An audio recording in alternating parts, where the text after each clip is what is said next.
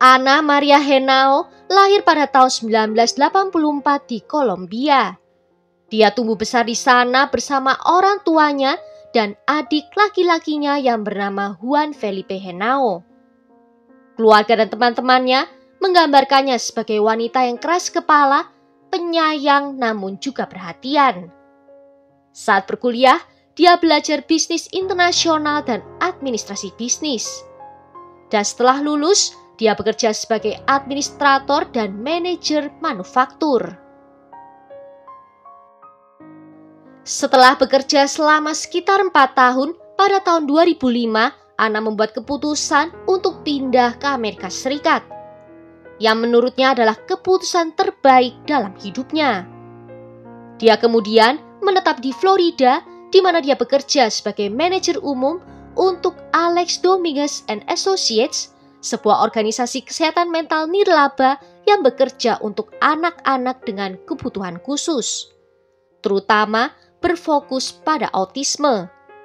Dan Ana bekerja di sana selama 5 tahun. Ana adalah wanita yang cerdas dan ambisius yang menyukai tantangan. Tetapi Ana sama sekali bukan seorang yang gila kerja, di mana dia mencintai waktu tenangnya yang biasa dia habiskan dengan membaca buku, memasak, dan berkegiatan di alam. Dia juga adalah sosok yang suka membantu dan murah hati. Saudara laki-lakinya sangat berterima kasih atas semua yang telah dilakukan kakaknya untuknya.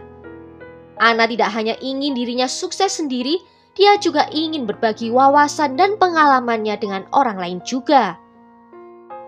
Dia membayarkan tiket pesawat dan bahkan memberi adiknya itu laptop ketika dia pindah ke Inggris. Ana mendorong adiknya itu pergi, mengatakan bahwa itu akan menjadi tahun-tahun terbaik dalam hidupnya. Selagi bekerja, Ana bertemu dengan seorang yang akan mengubah hidupnya. David Knežević, seorang spesialis IT yang berasal dari Serbia dan pindah ke Amerika. Sama seperti Ana, tidak banyak yang diketahui tentang David selain dia adalah seorang spesialis komputer berpengalaman. Pada tahun 2010, David bertemu dengan Ana dan pada tahun 2011 pasangan ini menikah. Dan di tahun 2012, mereka mendirikan bisnis mereka sendiri yang disebut EOX Technology Solutions yang berlokasi di Florida. Ana dan David sangat cocok satu sama lain. Keduanya sangat ambisius dan memiliki jiwa kepemimpinan yang hebat. Mereka berhasil membangun bisnis mereka dari nol hingga sukses. Dalam segala hal, Ana dan David tampak seperti pasangan yang cocok. Ana adalah manajer dengan pola pikir yang maju, sementara David adalah pebisnis tulen. Dan bersama-sama mereka mengubah impian seumur hidup mereka menjadi bisnis yang berkembang. Meskipun kehidupan profesional mereka hebat, kehidupan pribadi mereka berantakan. Setelah hampir 13 tahun menikah, pada tahun 2023, pasangan ini mencapai ujung jalan dan mereka pun berpisah. Dan menjelang akhir tahun 2023, mereka bahkan mempertimbangkan perceraian.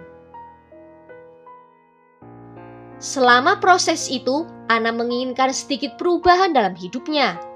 Dia memutuskan untuk berkemas dan memesan penerbangan dari Florida ke Madrid, Spanyol. Ana adalah seorang petualang dan dia suka merasakan budaya yang berbeda di kota yang berbeda juga. Dan menurutnya, Spanyol adalah tempat yang tepat baginya untuk bisa menenangkan pikirannya. Ana berangkat ke Madrid pada tanggal 27 Desember 2023 dan dia menyewa sebuah apartemen di sana. Dia tetap berhubungan dengan keluarga dan teman-temannya di Amerika. Salah satunya adalah sahabat Ana yang bernama Sana yang mengingat bahwa Ana jatuh cinta dengan Spanyol dan budayanya yang unik. Dan Ana mengungkapkan keinginannya untuk bisa tinggal di Madrid secara permanen. Menurut sahabatnya ini, Ana merasa depresi karena proses perceraian yang masih berlangsung. Tetapi, dia terus menemui terapisnya secara teratur dan bahkan minum obat untuk bisa membantu mengatasi pikiran depresifnya. Ana juga telah membuat rencana untuk bekerja dengan organisasi nirlaba di Spanyol untuk wanita yang dilecehkan setelah perceraiannya nanti. Ana juga sudah membuat rencana untuk bertemu dengan seorang temannya di tanggal 5 Februari untuk pergi bersama ke sebuah konferensi di kota Barcelona. Namun pada tanggal 3 Februari, Sana merasakan bahwa ada sesuatu yang tidak beres terjadi pada Ana. Saat itu, dia menerima 2 pesan teks dari Ana di WhatsApp-nya.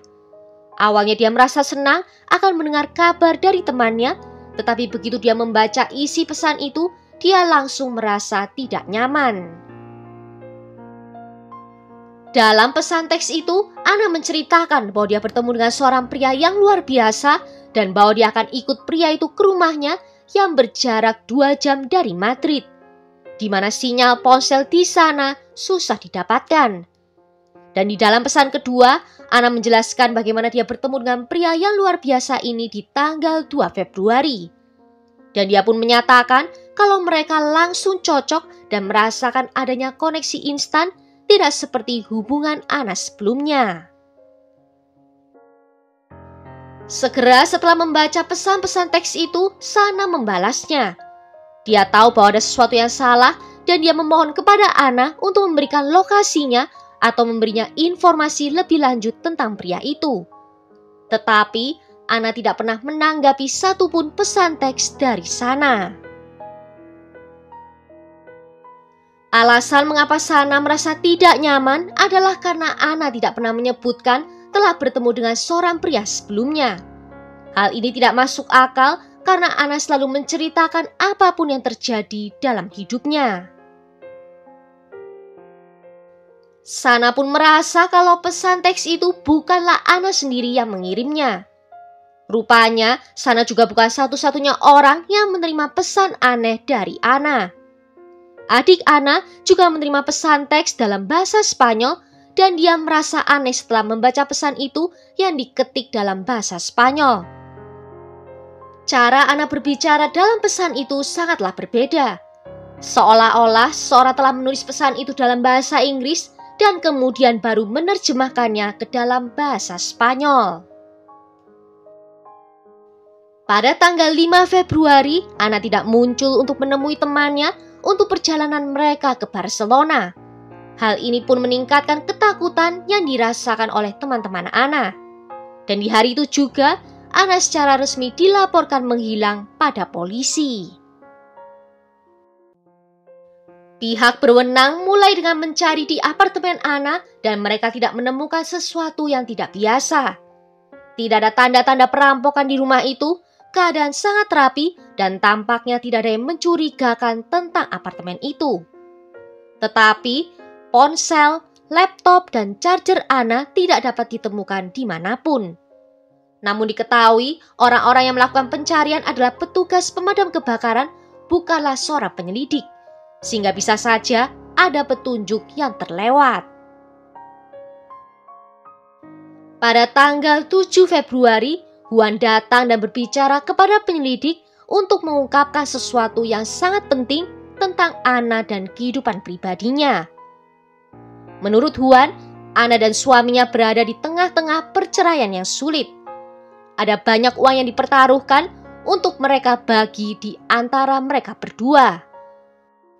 Terlebih lagi, suami Ana tidak senang dengan pembagian aset mereka karena dia merasa bahwa dia berhak mendapatkan lebih banyak daripada Ana. Ketika polisi sedang menyelidiki lebih lanjut tentang hilangnya Ana, beberapa hal yang sangat janggal pun terungkap. Dalam rekaman CCTV, di tanggal 2 Februari, Ana terlihat berjalan kembali ke apartemennya di sekitar pukul 2:30 sore. Dan diketahui juga, di malam harinya, Ana sempat menelpon ke temannya dan dia terdengar sangat senang dan bersemangat untuk perjalanannya ke Barcelona pada tanggal 5 Februari. Ana tidak terdengar sedih, takut, ataupun cemas. Dan itu adalah panggilan telepon yang normal dan semuanya tampak baik-baik saja. Di hari itu juga di sekitar pukul 9:30 malam, kamera CCTV merekam seorang pria yang sedang berdiri menunggu di luar gedung apartemen Anna. Pria itu mengenakan helm sepeda motor, tetapi dia terlihat tidak sedang membawa sepeda motornya. Pria itu tidak dapat memasuki gedung karena dia tidak memiliki kunci, sehingga dia harus menunggu seorang untuk masuk atau keluar untuk dia dapat menyelinap masuk. Tidak lama setelah pria itu memasuki gedung, dalam keadaan masih mengenakan helmnya, dia menyemprot kamera pengintai dengan cat semprot berwarna hitam. Walaupun sebagian besar wajahnya tertutup, tetapi alis dan matanya terlihat sangat jelas saat dia menyemprot setiap kamera CCTV yang dia lihat. Dan di sekitar pukul 10:30 malam, pria yang sama ini terlihat keluar dari lift, tetapi kali ini dia terlihat mendorong sebuah koper. Penyelidik menduga kalau pria di video itu adalah David. Tetapi Sana mengatakan bahwa setelah berhari-hari dia tidak dapat menghubungi Anna, dia menghubungi suaminya. Sana lalu bertanya apakah David bersedia pergi ke Madrid bersamanya untuk mencari Anna. Namun David menjawab kalau dia telah meninggalkan Florida dan telah kembali ke Serbia. Jadi, jika David berada di Serbia, lalu siapakah pria berhelm itu dan apakah motifnya?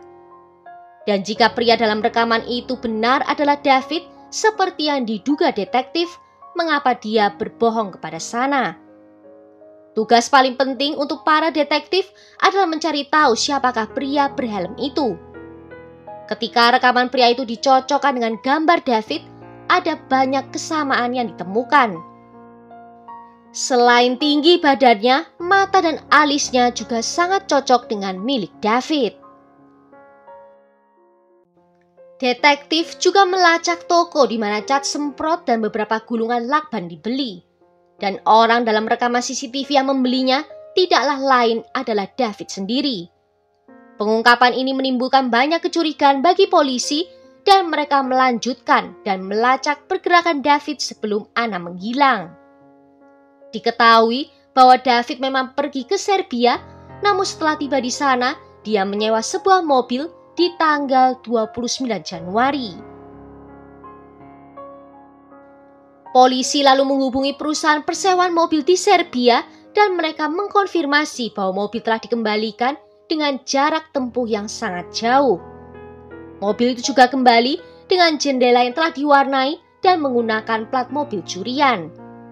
Polisi pun berspekulasi bahwa David menggunakan mobil itu untuk bepergian ke Spanyol.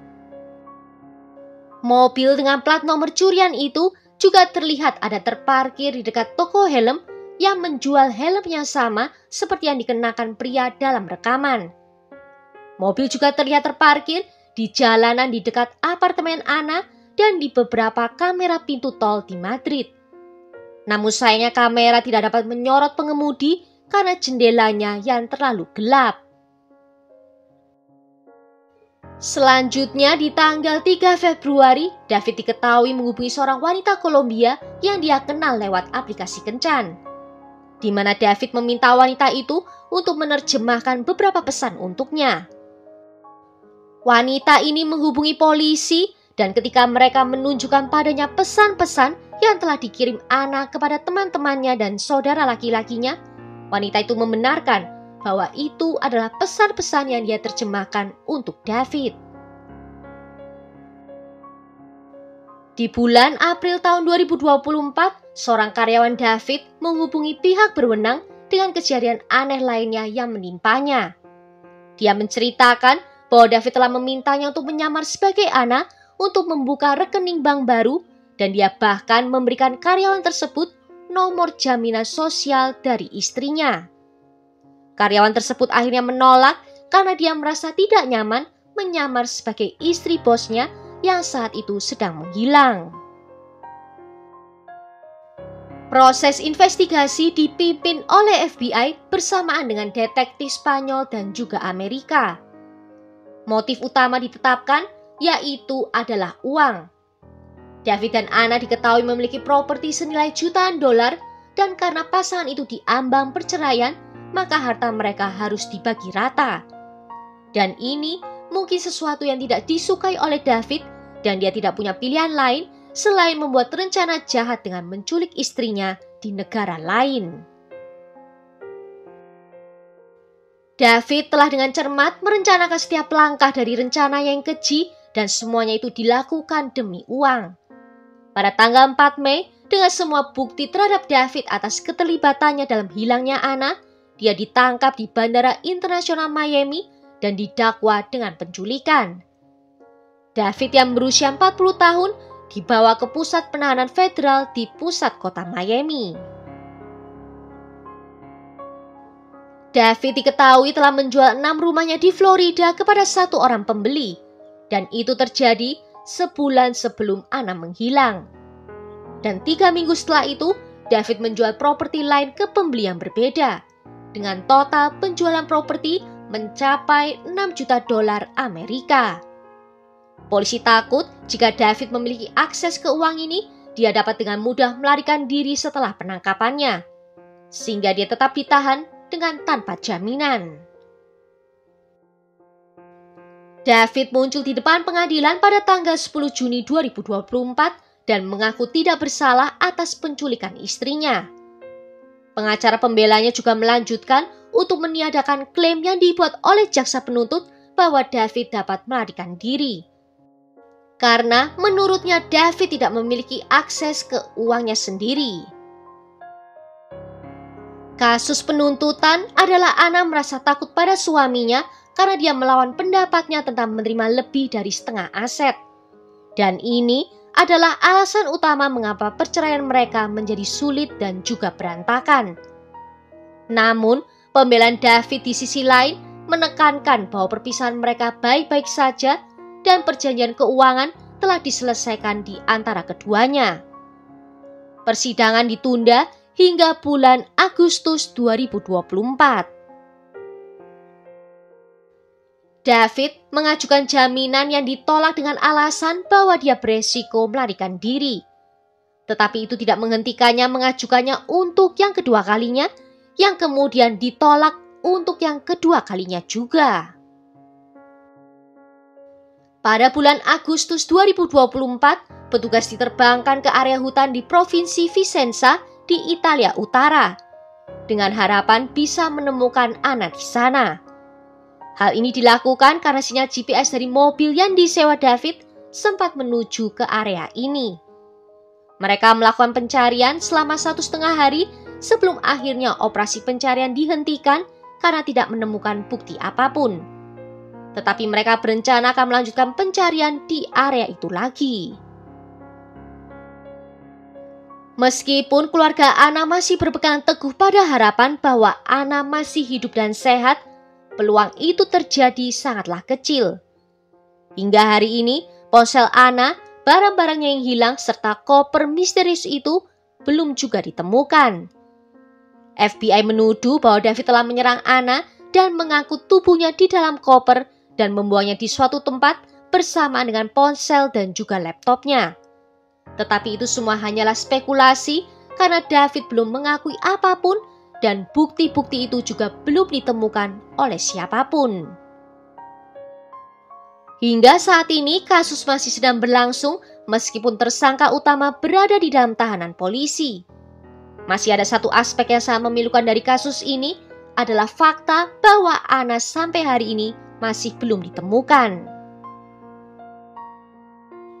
Well, sampai di sini dulu kisah ini. Tulis ya pendapat kalian tentang kasus ini di kolom komentar. Jika ada yang mau request kasus, juga bisa menuliskannya di bawah.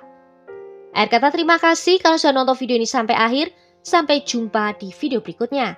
Ciao!